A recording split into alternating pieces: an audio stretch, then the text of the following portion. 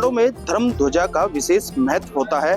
कुंभ की शुरुआत से पहले ही धर्म ध्वजा स्थापित की जाती है और उसके बाद ही अखाड़ों के जितने भी धार्मिक अनुष्ठान होते हैं वो धर्म ध्वजा के नीचे ही संपन्न कराए जाते हैं। हमारे साथ अखिल भारतीय अखाड़ा परिषद के अध्यक्ष श्री रविंद्र पुरी जी महाराज मौजूद है।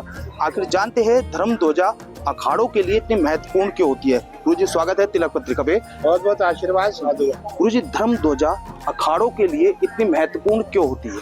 देखिए, आपने देखा होगा हमारा रंग और धर्म ध्वजा का रंग एक है, अग्नि स्वरूप है, भगवा रंग है।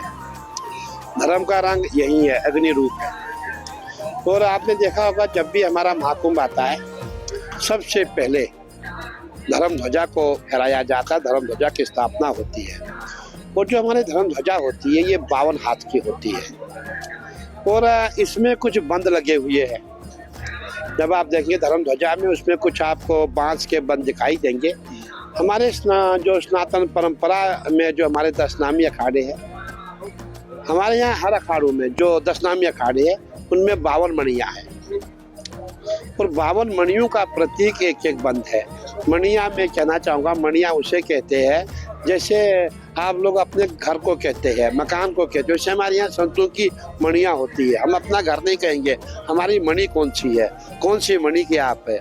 जैसे आप बोलेंगे कौन से गाँव के आप है, कौन से घर के आप है, वैसे हमारे यहाँ पूछा जाता है कि भाई क्या नाम है, ये नाम है, कौन सी मणि है। और वो मणियों की संख्या 52 है और वो 52 की जो ये पट्टियाँ दी गई उनका प्रतीक है।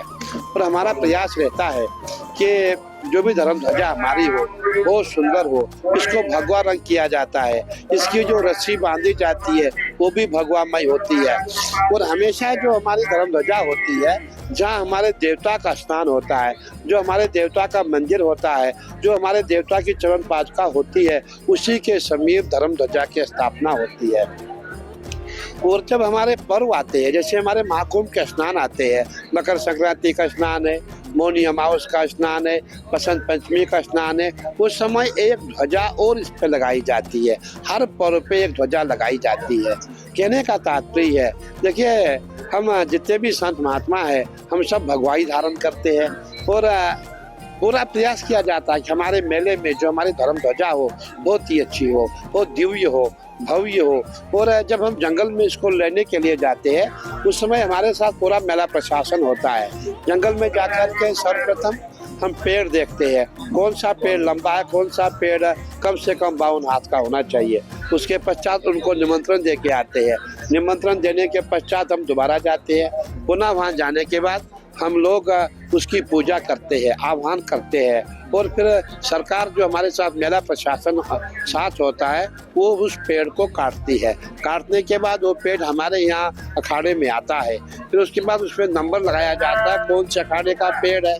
फिर हम उसके बाद जब हमें वो पेड़ मिलेगा उसके बाद हमारी जो पुरानी लेबर होती है जो परंपरा से हमारे यहाँ काम करती है, मैं कहना चाहूँगा हमारे यहाँ जो काम करने वाले होते हैं वो नए नहीं होते हैं, वो प्राचीन परंपरा के होते हैं और उन्हीं के बच्चे, उन्हीं के आगे पोते वही हमारे अखाड़ों में काम करते हैं, क्योंकि वो हमारी परंपरा को जानते हैं और वो हमारे अनुकूल रहते हैं। इसीलिए वो परंपरा से जुड़े हैं। हम परंपरा के बाहर कभी उनको नहीं करते।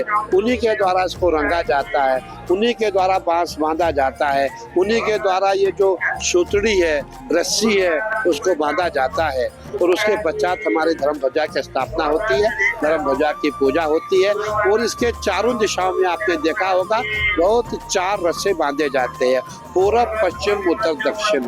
बिल्कुल, जिस तरह से गुरुदेव का कहना है कि अखाड़ों के लिए धर्म ध्वजा काफी विशेष महत्व रखती है।